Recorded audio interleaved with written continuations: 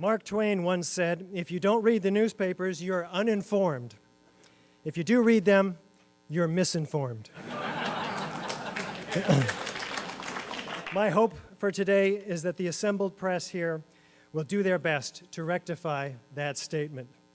My name is Richard Gage, AIA, a member of the American Institute of Architects. I'm a licensed architect for 22 years. I'm the founder of the nonprofit organization Architects and Engineers for 9/11 Truth, which came into being almost 4 years ago when I was first confronted by the piercing of the myth surrounding 9/11.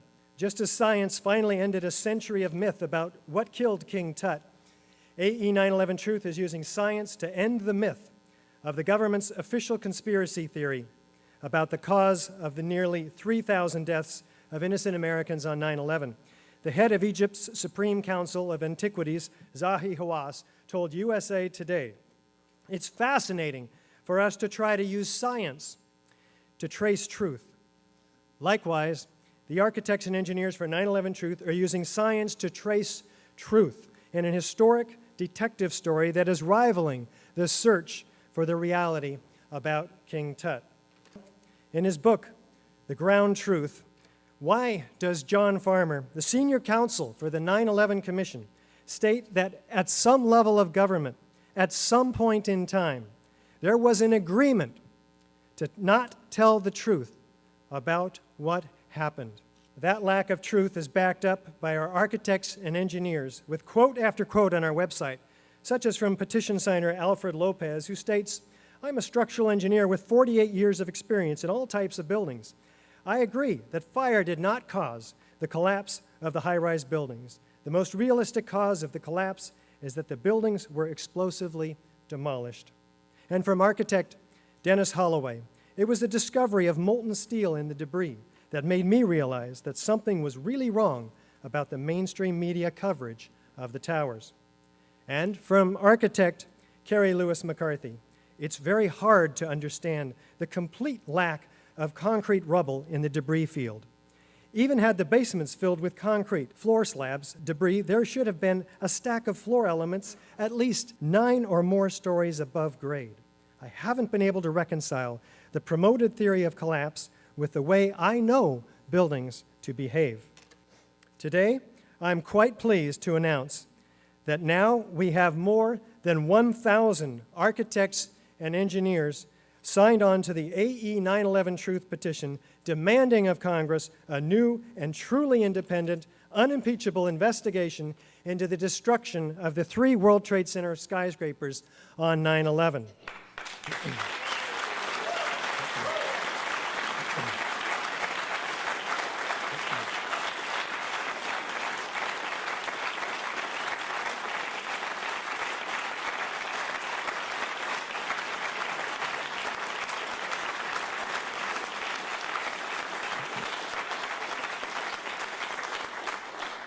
"80% of our 1,037 architects and engineers are from the US, and the other 20% represent 44 other countries. We hope that this number of professionals will resonate in the face of what has been a substantial quantity of ad hominem attacks such as wacky conspiracy theorist, particularly in the earlier years of the 9/11 Truth movement. But even yesterday, Glenn Beck called us nasty, dangerous, monstrous.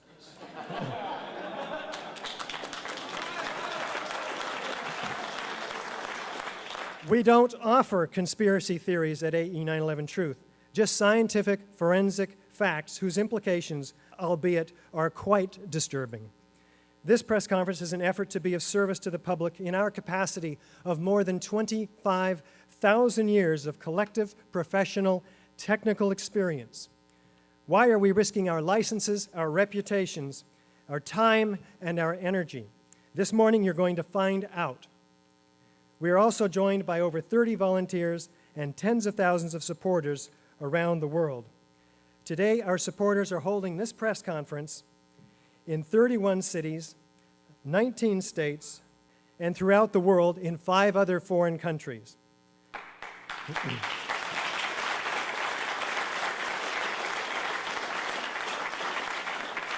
14,000 supporters make a big difference in any kind of a movement where they are as dedicated as these.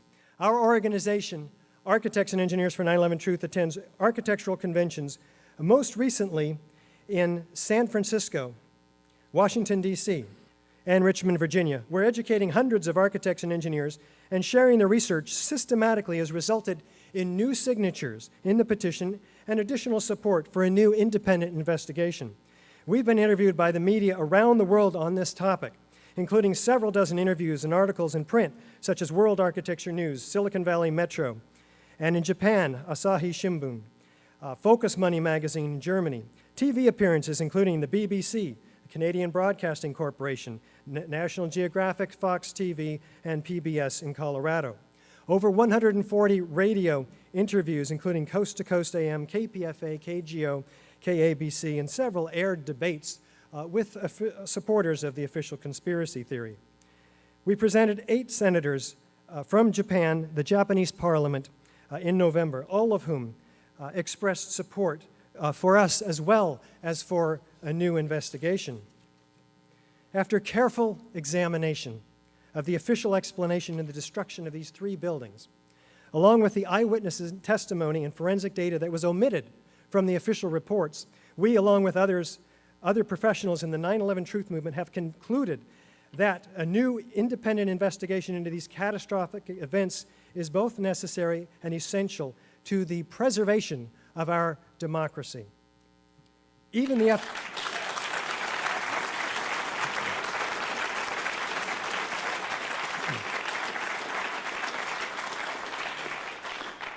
FBI has weighed in, citing that our work is, quote, backed by thorough research and analysis, writes Michael J. Heimbach, Assistant Director, Counterterrorism Division.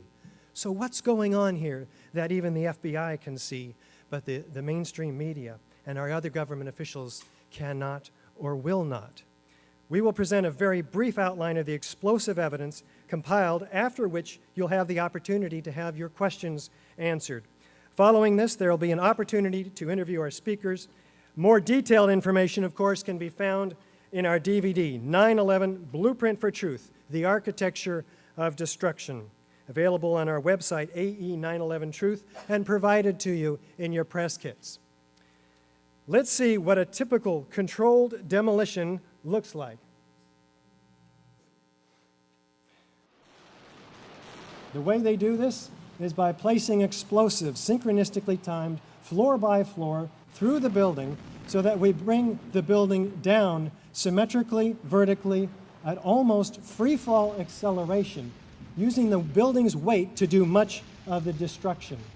So the result of a typical controlled demolition is a sudden onset of destruction at the base of the structure, a straight down symmetrical collapse into its own footprint, because demolition waves remove the column supports. This results in a free fall acceleration almost, straight down through what was the path of greatest resistance. A total dismemberment of the steel structure is resulted, where it's broken up and ready for loading and shipment. A minimal damage to adjacent structures is always good. Sounds and flashes of explosions are heard and seen by witnesses. We have enormous clouds of pulverized concrete, of course, from the explosives. We have squibs, or explosive isolated jets, occurring at different points in the building. And of course, we have chemical evidence in the debris pile, evidence of cutter charges. All of this is direct evidence of explosive destruction, and guess what? Fire can't create any one of these, let alone all 10. If we have additional supporting documentation, like government documentation, quite helpful, expert corroboration, foreknowledge, and video documentation, foreknowledge because it takes months to plan and execute a controlled demolition. This is all proof, beyond a reasonable doubt, of controlled demolition. Do we have any of these characteristics in Building 7? Most Americans, most all architects and engineers, in fact, know nothing about the third worst structural failure in modern history. Building 7, a 47-story skyscraper, a football field away from the Twin Towers, was not hit by an airplane, and yet at 5:20 in the afternoon, it collapses in a manner in which we'll see. We noticed that the North Tower came down in Some of the debris from it landed all the way over onto Building 7, but here it is standing through the morning and the afternoon, and it comes down at 5:20. Let's see if there's any of the characteristics of explosive controlled demolition in Building 7's destruction. Starting with, do we have a sudden onset of destruction at the base of the structure? In the DVD that you have, you'll see plenty of witnesses that describe sounds of explosions. Do we have a straight-down symmetrical collapse into the building's footprint? Let's listen to Dan Rather narrate this for us. Seeing are high shots. Now, here we're going to show you a videotape of the collapse itself. Describe that. Now we go to videotape, the collapse of this building.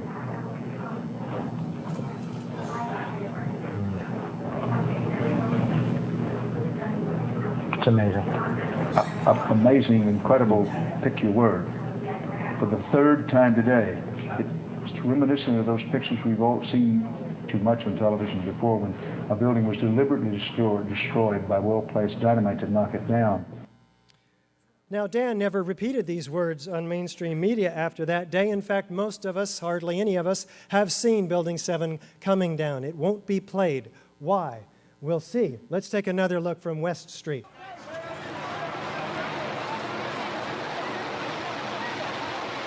Smooth, symmetrical, straight down.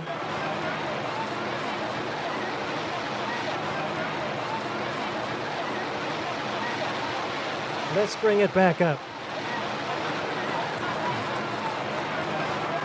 Penthouse falls 1 second before the rest of the building. Let's take a look side by side. We have Building 7 on the left and a known controlled demolition on the right. Is there any similarity?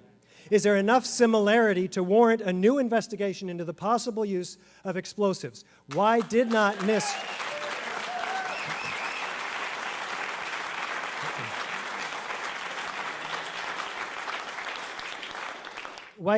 not look at the most obvious hypothesis? These are the fires that are said to have caused the destruction of this building. 8 to 10 fairly small, fairly scattered fires.